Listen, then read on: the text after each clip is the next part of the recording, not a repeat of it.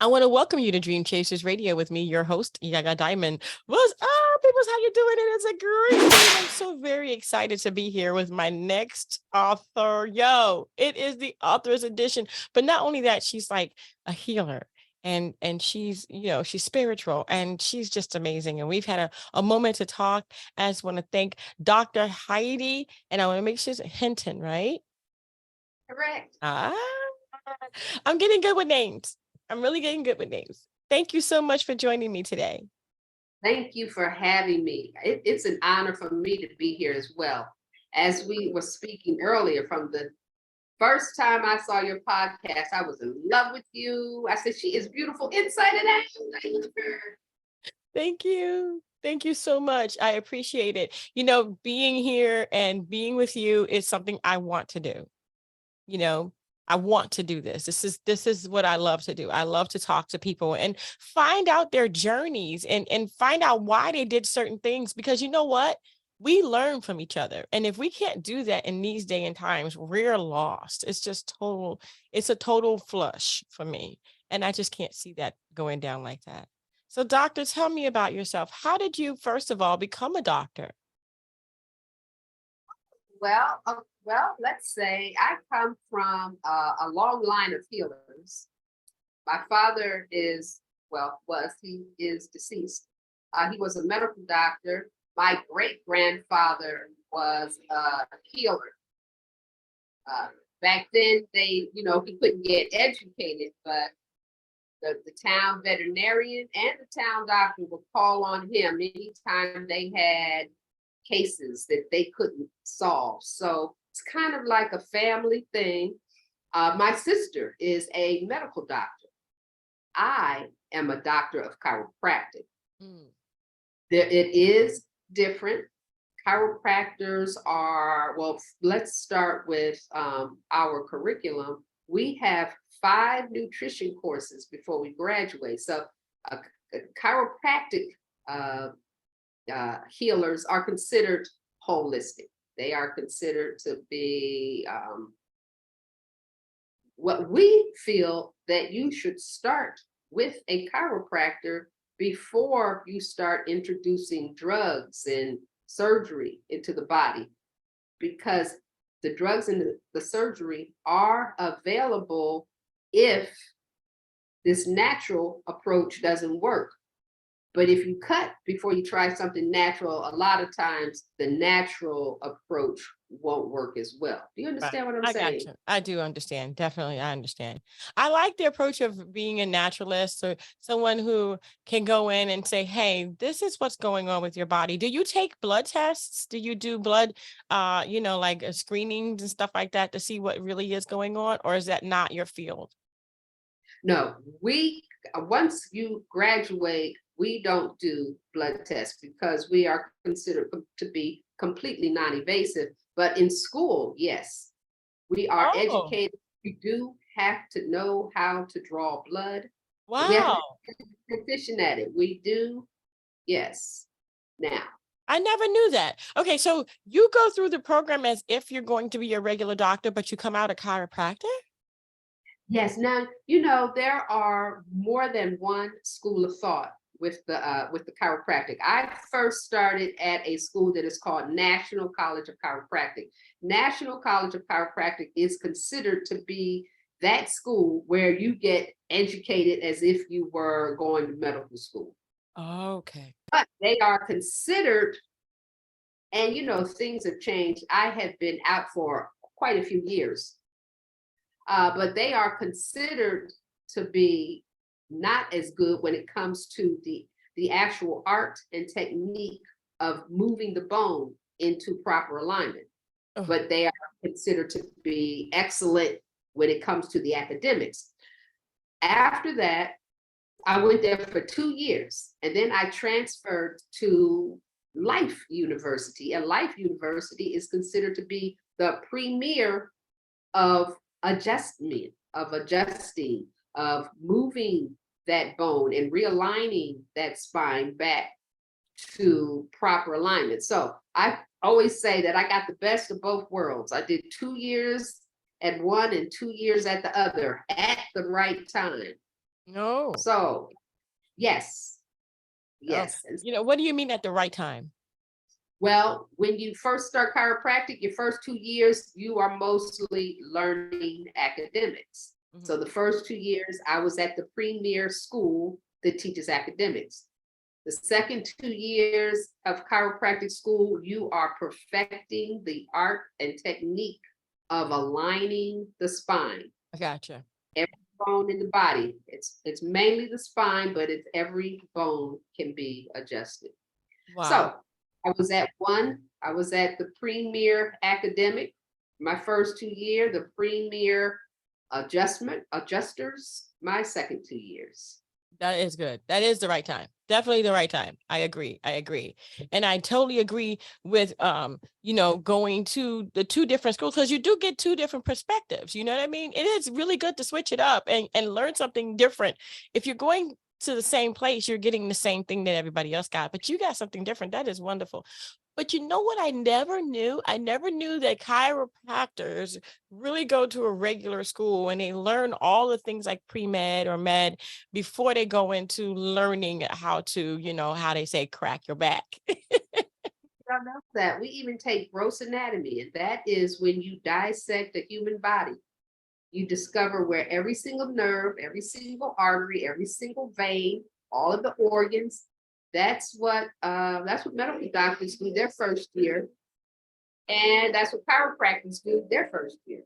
Wow. How was that for you? I mean, to see a body in front of you, to see all of what we look like on the inside. I mean, we're no different. I mean, the outside is the only difference between, at least I can, at least that's what I think. Is there any difference beyond the skin? That you're that's going down a whole nother avenue. When you're dissecting the body, nope, the heart and the There you go. lungs and they That's what I'm all look. talking about. We're all the same. But when we start to do blood work, you might see a few differences, but that's That's another Yeah, that's that's something top. different. Right, it's a Yes, different topic. But going inside of the body, we're all the same. So literally speaking, the heart is in the same place, the spleen, the kidneys, the liver, the org, all of that is in the same spot. that's right. There you That's right. go. There you go. That's the only difference, is what? The I outside like and that. then the blood work. That's it. Yeah. And I think everybody has a different blood work. I'm not going to have the same blood work like you, and you're not going to have the same blood work like me. We're all going to be individuals because we were definitely created to be different. And that is beautiful, because without you, we wouldn't have chiropractics like you that love what you do. So you are a chiropractor. You went into this field, you did this, you did your now what did you decide to do afterwards that kind of changed your route to where you are today? Yeah, yeah. I have wore many hats throughout this adventure. Mm, Um, but there was a certain point where, well, first of all, I'm small. I'm only about 5'2.5". I ended up getting a herniated disc. mm, Chiropractic, it can be physically challenging, and I was healing that. I was healing the herniated disc, so that in and of itself wasn't enough. But then my son started needing some educational intervention. Let's say it that way. There were okay. things going on that his mother wasn't happy with, and that led me to found a school of my own. It's called Bear Academy. Mm, And BEAR is an acronym for Best Educational Achievement Resources. So not only are we a school that parents can enroll their children into, I mean, if they're attracted to our curriculum, our website says that we teach from a culturally relevant perspective. And we can talk about that later too. So a parent that is attracted to that type of mission can roll their child into our school, but also many parents want the hands-on of educating their own children, but they need some guidance with right. curriculum design. We also are a resource center where Mm, parents can buy curriculum. And I wrote the majority of the curriculum that is taught in my school. wow. So painstakingly hours of research and what have you, especially the US history and the world history courses, and even some of the science courses. That is that. I homeschooled my kids. You did, you go, girl. See, I knew there was something about you I liked. I couldn't do it. Back in the 90s when my son was, because I'm older, and back in the Oh, look, 90s when my son was in elementary school, um, he was going to school. He was kind of like the class clown because he finished his work and there was nothing for him to do. And I told the teachers, he's not a class clown. You're just not engaging him enough. And so he was kind of advancing a lot faster than the other kids, finishing his work a lot faster, getting hundreds. Like, he never really got a B. He always pretty much got an A until he just stopped caring. And I said, you know what, I can't. And then the knives and then the guns started going into school, and I was like, I'm taking my baby out. I literally yeah, couldn't send my son to school, to a battlefield, a battlefield, not knowing if he was going to come home in one piece or if he was going to come home in pieces or with holes. right. I couldn't do it. Right. I understand, mother. I understand.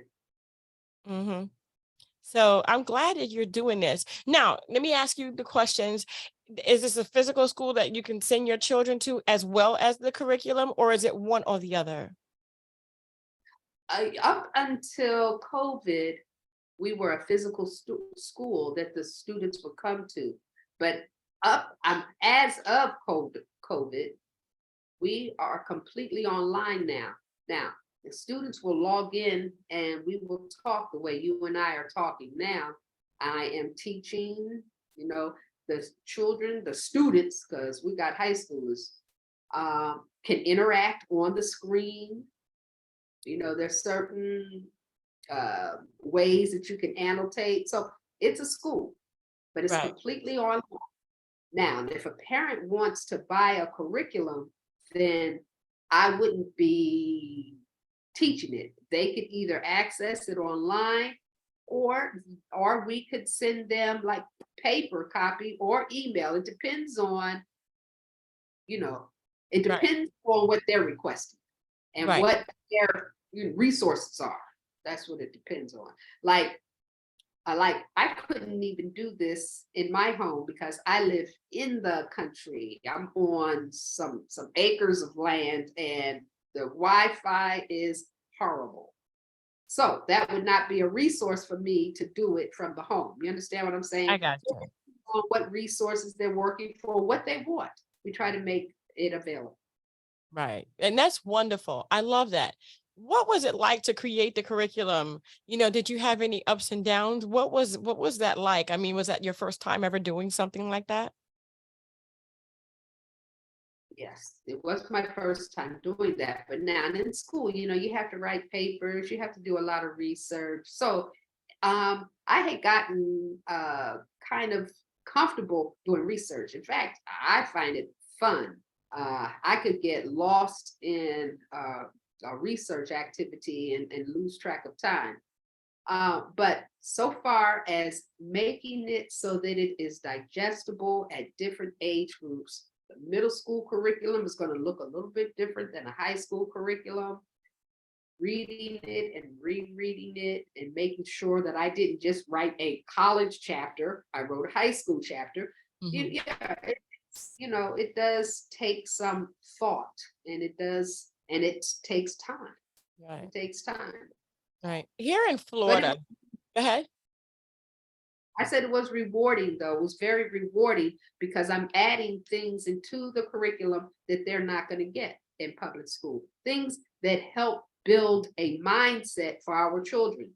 If we're trying to create a certain positive mindset, then we got to try to be responsible to all of the subliminals that they are introduced to, and how we're introducing things to them. We've got to really think about how are they taking this in subliminally, which is another reason why a lot of children are not completely engaged in school. They're not that interested in what's being taught because they don't completely feel like it's relevant to them. Right. We have to address all of that if we're talking about building a healthy mindset for our youth. So Yeah. all of that was what I took into consideration. That is so cool because this is a self-taught generation. This one here, they have courses online where they can go online and get certified. They can get a trade. They can do a bunch of different things, and they can work from their own home or they can work from the beach. Right.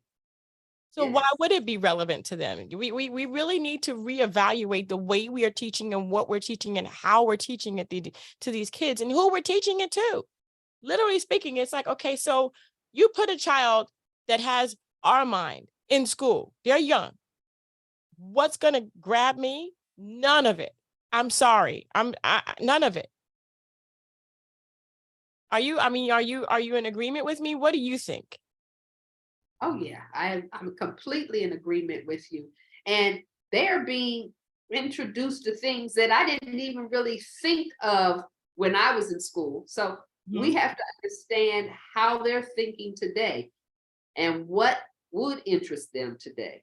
Yeah, definitely. Definitely. Yeah, The all of that. public school is an really old way of teaching these children, and they really haven't changed, and the credit system hasn't changed, and they're putting pressure on the teachers. And now here in Florida, they've taken out all kinds of things, and they put in this thing where, When oh, you're blacks talking about benefited critical from race, right, blacks benefited from slavery.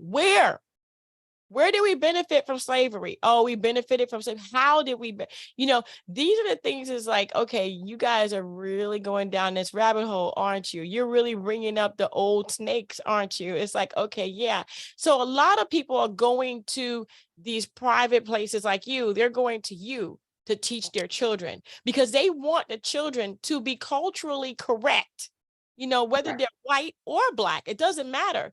Don't You- teach my child something that's a farce. That's right. You would be surprised how many white students want to learn Black history, African American history. They, I have had white students tell me that this country was built on slavery. Imagine Amazon that employs thousands of people. Imagine them not having to pay any one of those people to do that work. That we talking global power. We're talking superpower. That's what America had available to them. So if slavery built this country, we doggone sure need to be learning. If we're learning any history at all, we need to be learning what that was really all about and from many different perspectives, Yeah, not just one perspective. We need to see it from other perspectives. We need to hear who their heroes were. Believe me, these people's heroes are not the same heroes as these people's heroes, if you understand what I'm saying. I do. I do. And I appreciate it. I appreciate that you're putting in, the true history, the history of the Indians, the blacks, the Chinese. They suffered. Irish people were slaves too. Okay. If you weren't completely European, you weren't completely free, you know. And there was just a lot of different people like the Jews. I mean, you got to tell the truth. You got to tell it like it is. That's really what it is. And they've coined this term critical race theory. Well, they just ruined the term by putting that word theory. What's been taught is theory. What we are trying to correct now is we're trying to change that word theory and tell the truth. Oh my gosh, can we just take that word out? That's right. This is not a theory. A theory is something that possibly happened or may have happened, but it is a Right. theory that maybe will happen. But Right. this is Right. history. This is not theory, darling. You know what I Right. mean? People get it right. It's not theory. This is history. Okay? It's already happened. So let's just tell the truth. Exactly. Tell the truth and shame the devil. Come on now. Come Yeah. on now. I mean, That's it. literally speaking, that just ticks me off because, I just don't appreciate it. I don't appreciate the farce of them telling people about the blacks or the Indians or the Jews or the Irish or the Chinese. Just tell the truth, man. That's Just right. we all went through something. Right. That's Well, it. a lot of people feel that same way. There you And go. the young people really feel that way. Yeah. And they're not appreciating this, and neither am I. That's right. Neither am I. I think that this is going to go down as a really bad moment in history, and it's gonna really, really pull out the people who really feel this way, and That's right. we're gonna see it for what it is. Right. And Yeah, now we're start analyzing them. They're always analyzing us. We're going to start analyzing what would inspire them to do that. Why are they thinking that way? What exactly. is their goal and objective? Yeah, yeah, That's and it. that's why you're a teacher, and that's why you have your company, and that's why you have a school, because you're doing the right thing. You're teaching the children, you're teaching them individuality, you're showing them that they can do it. They can. And here is the history, not a theory. Here's the history. A theory is we think we can cure cancer. Here's the theory behind it. Right, right. Exactly. You know, Black people suffering, all these other people suffering, that's not a theory. It's truth. And that's why I love what you're doing. I love that you're bringing the truth. You're sharing this with not only the children but the parents. The parents have an option. That's Right. their kid. They should have the option. I love it. I absolutely love it. What does the future hold for the school, and what are you bringing that possibly new to help these children to advance and be even more critical thinkers? Well, one of the things that I say I am is a visionary. So I'm always thinking of ideas and then I do my best to act on it. At this stage, my next, I guess we could call it advancement or excitement, is I've started writing children's books. Now, the children's books are designed to be able to give little subliminal messages that heal, that grow us all, that respect us all, that include us all. So, my flagship book, my first book, there are others, is this book right here. And it is Mr. Black, What's Under Your Hat. Now, I've implemented some techniques that have been known to help our youngest readers learn how to read, like rhyming. This book completely rhymes as it tells its story. So, this is one of the things that I noticed. Some of my students that did not want to read or did not like to read, these students, they would remember any rap song. Yep. They would know, oh, and they could sing it just like that. And it didn't take them long to catch on. So one of the things that I did was I put a little, it's kind of got a little melody to it. All of my books now, I'm called Dr. Bay, and that's Bey. So I'm Dr. Heidi Hinton Bay. This is how it is spelled. And this is the first book in the Dr. Bay series. All of the books rhyme. There is another book that will be out by the Christmas season. It's actually a Kwanzaa book, but it's a holiday classic, just like the book 'Twas the Night Before Christmas. That book is over 100 years old, and we still Yeah. appreciate every holiday season to this day. It's Yeah. 100 years old.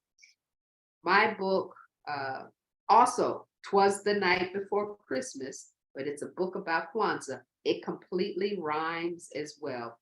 And it takes one through the 7 principles of Kwanzaa, what they mean, how they can be celebrated. Well, let's say how this one community in the book celebrated it on this particular year.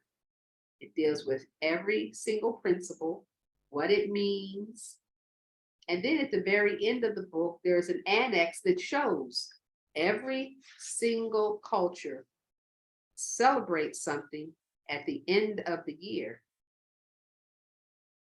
because it's more like astronomy, because that is the end of the year is leading us to the solstice. This is when the 3 shortest days of the year happen, and then each day begins. Then the sun rises again, which is all we talked about. The sun, Jesus rising.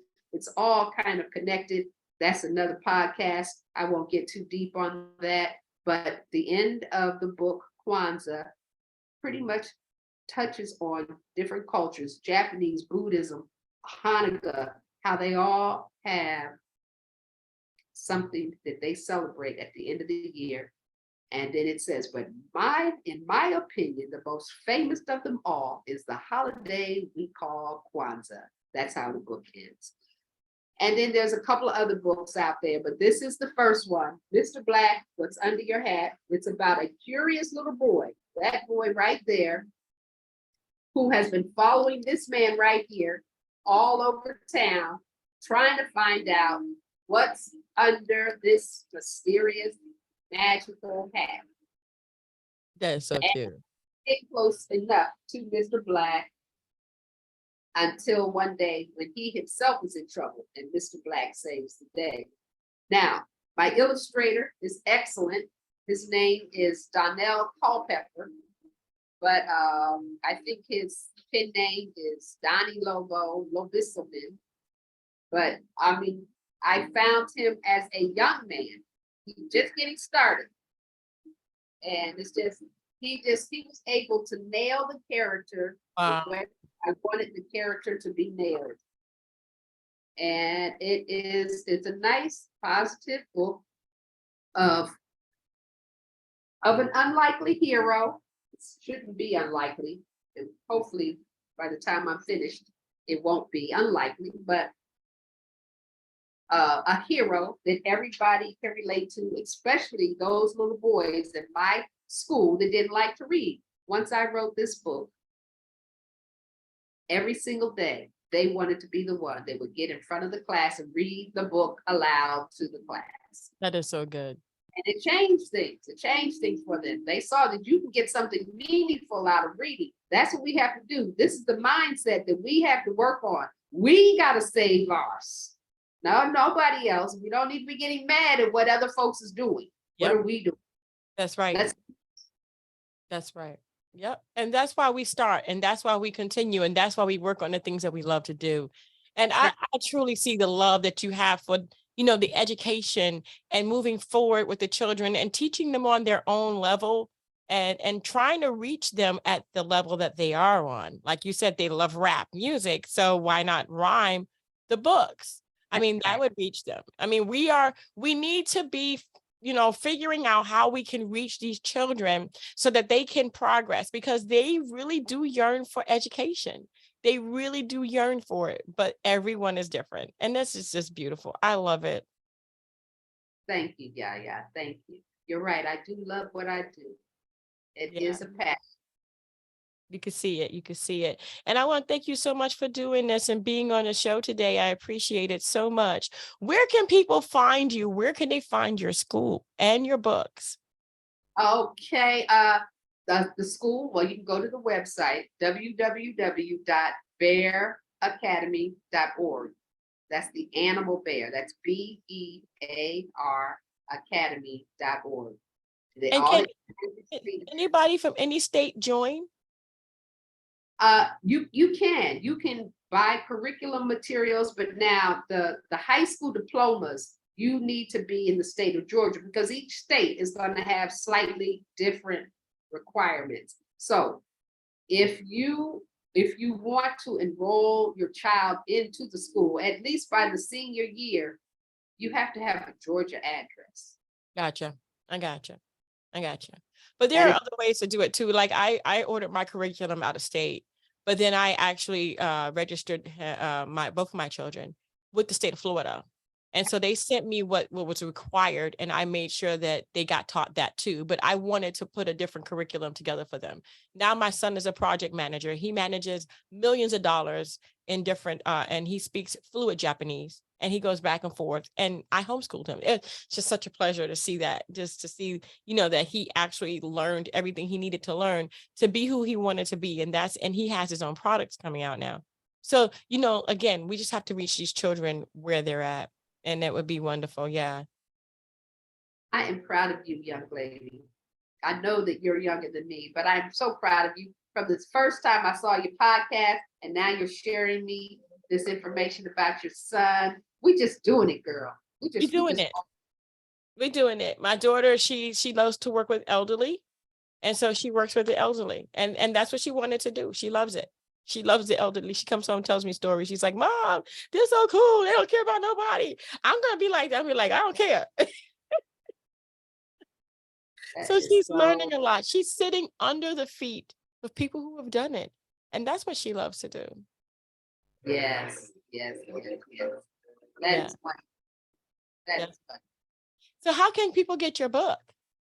Okay, you can go to that website and order the book. You can also get it from Amazon. Awesome. Okay, it's called Mr. Black, What's Under Your Hat by Dr. Bay, Dr. Heidi Hinton Bay. We're going to have that information in the description box below so that you could go into that website. And if you want to homeschool your children or your child and you're in the state of Georgia, it might be easier for you to do that because you're in the state of Georgia. But as a matter of fact, you can always find a go around if you're in a different state. I think that, teaching the child the truth instead of teaching them a theory or what people want to put down as critical race theories is not telling the truth. And it ultimately will backfire on us all. Because I remember learning a lot of things that weren't true and being upset about it when I got older.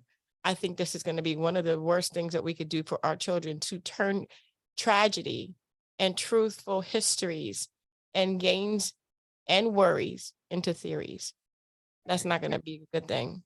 So I know my educator here, Dr. Heidi Hinton, will agree with me when I say thank you guys so much for tuning in. And if you have any questions, please don't hesitate to go to the website and ask. But if you go ahead and you go in the question, in the comment section below and you ask a question, we will both be watching and answering those. Thank you guys so much for tuning in. Don't forget to dare to be different and have a wonderful day and not in theory. Until next time, guys. Bye.